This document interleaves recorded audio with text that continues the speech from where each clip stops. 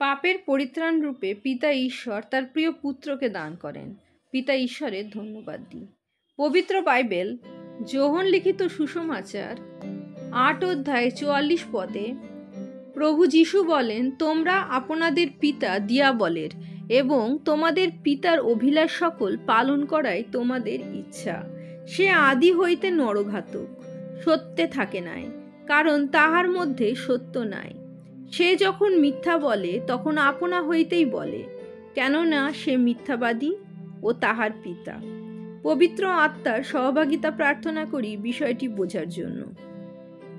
প্রভু যীশু যখন তার শিষ্যদের এবং তাকে যারা অনুসরণ করছিলেন তাদের বলেছিলেন যে প্রভু যীশুকে বিশ্বাস করলেই তারা স্বাধীনতা লাভ করবে, তখন ইসরায়েল জাতি খুব গর্বের সাথে বলেছিল যে তারা আব্রাহামের সন্তান এবং তারা স্বাধীন।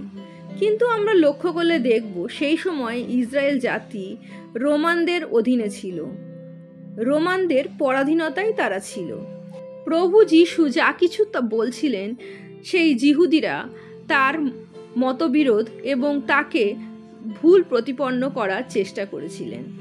প্রভু যীশু বলেছিলেন পিতার কাছ থেকে তিনি এসেছিলেন, কিন্তু তারা প্রভু যীশুর ভালো কাজগুলো গ্রহণ করলেও তিনি যে পিতা ঈশ্বরের সন্তান তা তারা মেনে নিতে বা গ্রহণ করতে পারেনি।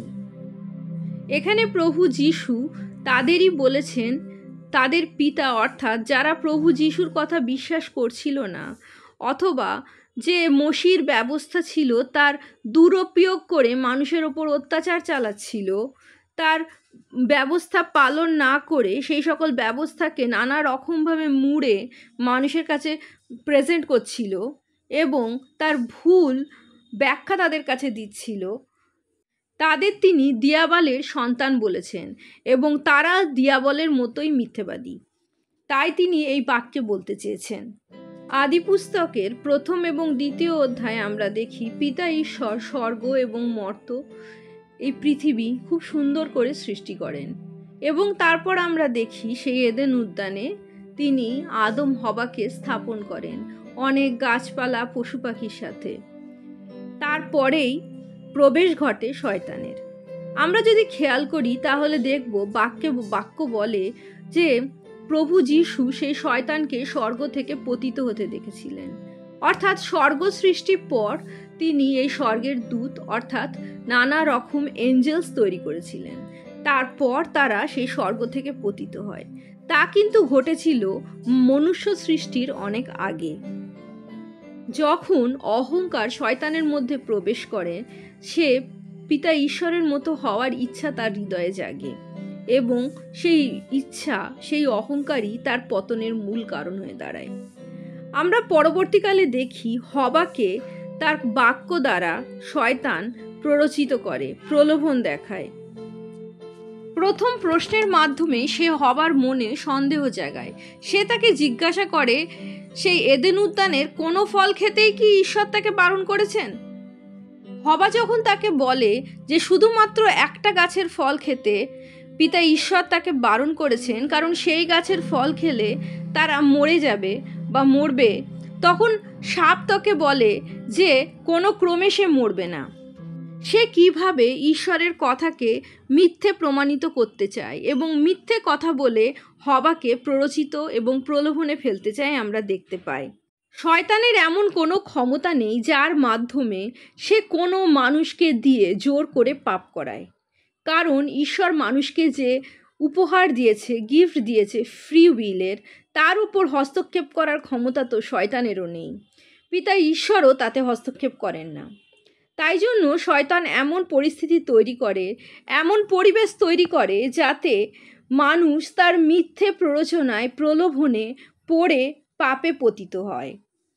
পিতা ঈশ্বর আদম হওয়াকে বলেছিলেন সেই ফল খেলে তারা মরিবেই মরিবে। তারা প্রথমে পিতা ঈশ্বরের কাছ থেকে দূরে যাবেন। প্রভু যীশু যেমন বলেন ঈশ্বর আত্মা, যখন আত্মার থেকে দূরে চলে যাবে তারা, ঐশ্বরিক আত্মার থেকে, ঈশ্বরের আত্মার থেকে, তখন সেই পৃথকীকরণের জন্য, আত্মা থেকে দূরে চলে যাওয়ার জন্য তাদের আত্মিক মৃত্যু ঘটে এবং পরবর্তীকালে তাদের মৃত্যু তাদের জীবনে প্রবেশ করে। পিতা ঈশ্বরের কোনো পরিকল্পনা ছিলই না যে মানুষ মরবে, কিন্তু যখন তারা অবাধ্য হয়, তাদের চক্ষু খুলে যায়, চক্ষু অর্থাৎ হলো ভালো এবং মন্দ তাদের বিচার করার ক্ষমতা আসে এবং তারা বিচার করতে পারে যে কোনটা আমি ভালো সেটা গ্রহণ করব, না যেটা খারাপ আমি সেটা গ্রহণ করব। সেই জ্ঞান বৃক্ষের ফল খাওয়ার ফলে যে বিবেক বুদ্ধি তাদের জেগে ওঠে, তারপরেই তাদের জীবনে মৃত্যু প্রবেশ করে, জরা প্রবেশ করে, দুঃখ প্রবেশ করে। নইলে এই পৃথিবীতে শয়তানের আসার আগে যখন আদম হওয়া ছিল, তখন কোনো খারাপই এই পৃথিবীতে ছিল না। আমাদের জীবনে ভালো সময় হোক খারাপ সময় হোক, এমন অনেক প্রস্তাব আমাদের জীবনে আসে, যখন আমাদের বেছে নিতে হয় সেই প্রস্তাব আমরা গ্রহণ করব কি করব না।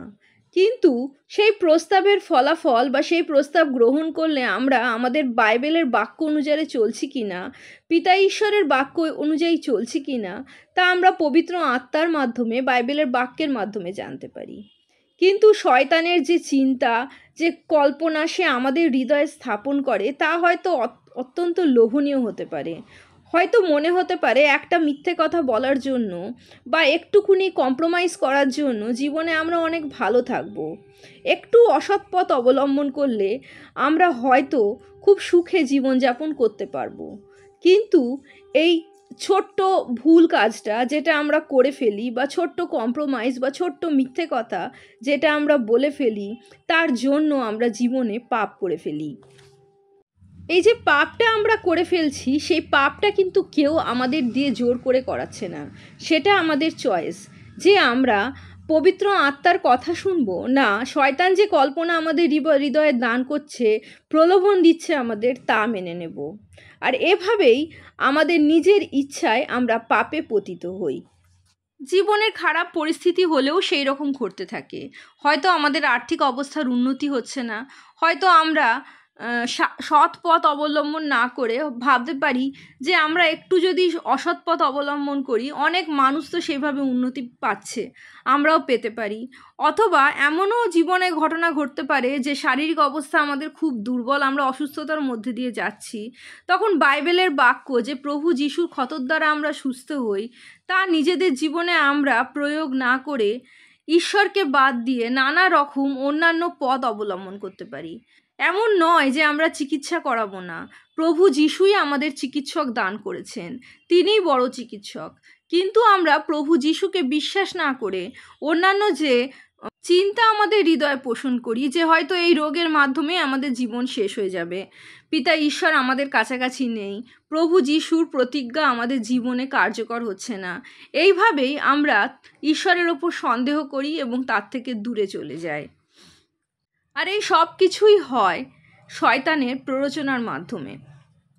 সে প্রথমে আমাদের হৃদয়ে এসে ঈশ্বরের বাক্য চুরি করে এবং ঈশ্বরের বাক্য চুরি করার পর আমাদের বিনাশের দিকে ঠেলে দেয় এবং আমাদের জীবনে মৃত্যু অনিবার্য হয়ে যায়। তাই পবিত্র আত্মার সহভাগিতায় চললে আমরা জীবনের যে কোনো পরিস্থিতিতে ঠিক পদক্ষেপ ফেলার বুদ্ধি বা প্রজ্ঞা লাভ করতে পারি। বাইবেলের বাক্যে থাকলে এবং প্রভু যিশুর অনুগ্রহে নিজেদের সমর্পণ করলে আমরা প্রভু যিশুর নামে আমাদের জীবনে ঈশ্বরের পরিকল্পনা পূর্ণ করতে পারি এবং জয়যুক্ত হতে পারি। প্রভু যিশুর জয় হোক।